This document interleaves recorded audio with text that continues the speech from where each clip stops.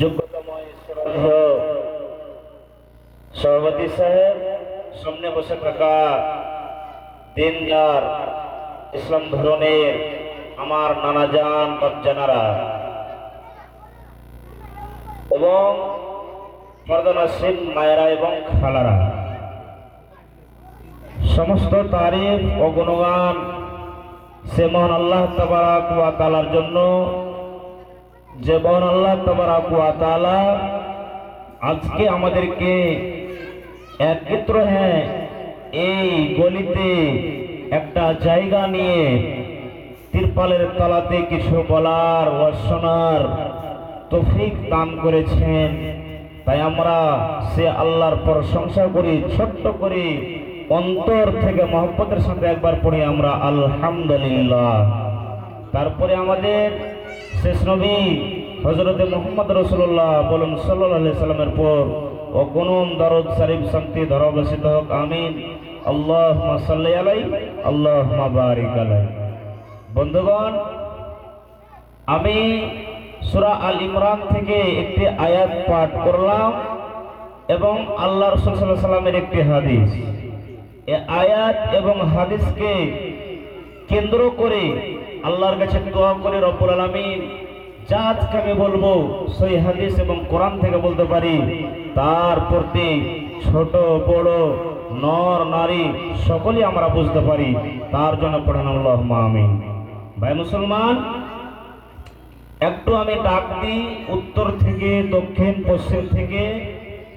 যারা বাড়িতে বসে আছে এটা ভাবছেন যে আমি বাড়ি থেকে শুনবো, তা না করে একটু গরম বিছানাকে ত্যাগ করে এ মাহফিলে একটু আসেন। আর আপনারা যে মেহমানকে নিয়েছেন বাইরে থেকে, তার ইজ্জত সম্মানের দরকার। একটু সামনে এখানে আপনারা আসেন, আর আসার পর পারবেন দিবেন, না পারবেন আলহামদুলিল্লাহ, আল্লাহ যাতে আপনাদেরকে দান করার আরো বেশি বেশি করে তৌফিক ইনায়াত করুন। তো ভাই মুসলমান, কিছু হাদিস কোরআনের কথা হবে, শুনবেন।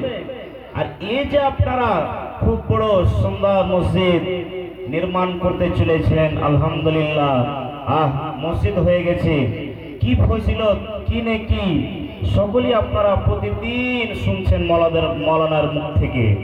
তবে আজ কিছুক্ষণ আমি আয়াতকে কেন্দ্র করে বলবো, আল্লাহ যেন আমাদেরকে সঠিকভাবে বলার, আপনাদেরকে শোনার তৌফিক দান করুক। ভাই মুসলমান, মায়েরা খালারাকে বলবো, আপনাদের জায়গা করা হয়েছে, আপনারা সুন্দরভাবে একটা বৈঠক নিয়ে বসে যান, আপনারা শুনবেন। আমি যে আয়াতটা পাঠ করেছি সে আয়াতের একটু আপনাদের অর্থ বলে দিই। আল্লাহ তাবারাক ওয়া তাআলা পবিত্র কোরআনের মধ্যে বলছেন, কুল, হে নবী, আপনি আপনার উম্মতরাকে বলে দেন, কি? কুল ইন কুনতুম তুহিব্বুনাল্লাহ ফাত্তাবিউনি ইউহিব্বুকুমুল্লাহু ওয়া ইয়াগফির লাকুম যুনুবাকুম ওয়াল্লাহু গফুরুর রহিম। কি সুন্দর আয়াত!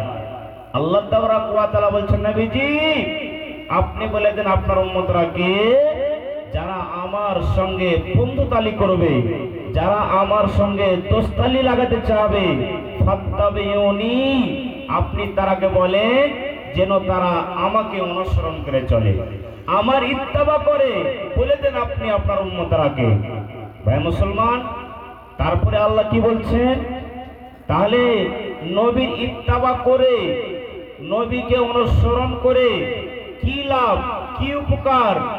ভাই মুসলমান, তারপরে আল্লাহ তাবারাক ওয়া তাআলা বলছেন, নবী গো, আপনি তাদেরকে আরো জানিয়ে দেন, কি?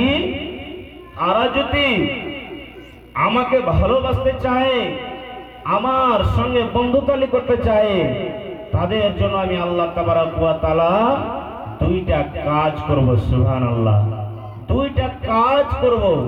এক নম্বর, আমি আল্লাহ তাবারাক ওয়া তাআলা তাদেরকেও আমি আল্লাহ রাব্বুল আলামিন ভালোবাসবো দিল থেকে। আর দ্বিতীয় নম্বর কাজ, আমি আল্লাহ তাদের গুনাহকে আমি আল্লাহ মাফ করে দেবো। পড়েন সুবহানাল্লাহ। ভাই মুসলমান, তাহলে আজকে এ মাহফিলে আমরা আসতে পারি না কেন? ঈমান কমজোর এই জন্য।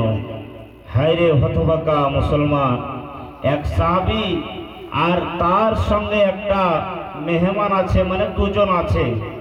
এবার যেতে যেতে যেতে এক পাহাড়ের নিচে এক রাখাল আছে, বকরি চড়াইছে।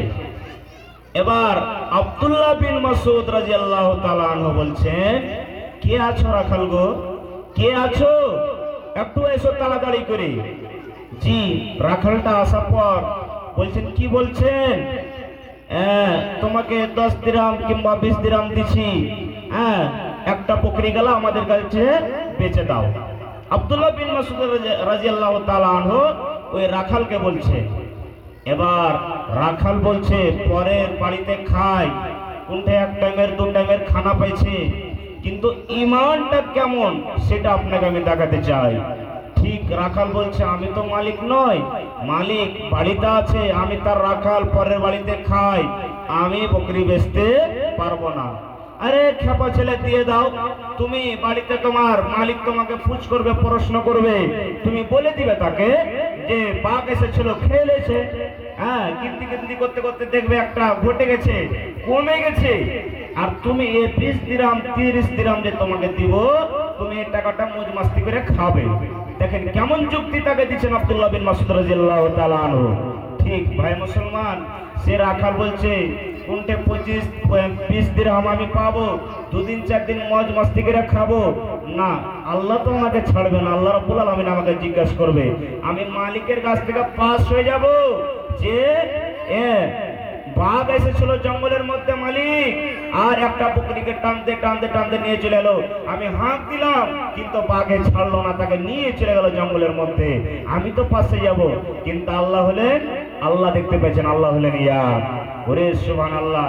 এ করে করে কিন্তু আব্দুল্লাহ বিন মাসউদ রাদিয়াল্লাহু তাআলা আনহু তার কাছ থেকে বকরি কিনে নিতে পারছেন না। যুক্তি দেওয়া হলো, এরকম কথা, বাঘে নিয়ে পালিয়ে যাবে, নিয়ে চলে গেছি, এ কথা তুমি মালিককে বলবে, তাও বকরি কিনে পারলো না। তো ভাই মুসলমান, দেখেন এক রাখাল পরের বাড়িতে চাটি 2টা দানা খায়, কেমন তার ঈমান। যে বকরি একটা চুরি করে কিংবা ধোঁকাবাজ দিয়ে বেচতে পারলো না। তবে সে সমস্ত ভাই, সে সমস্ত আমার নানা দাদারাকে আমি ডাক দিই, একটু আপনারা তলাখানে আসেন। এ জিন্দেগিটা কয়দিনকার জিন্দেগি, তাই এক কবি বলছেন, কি জানেন, ভালোভাবে শুনবেন আপনারা।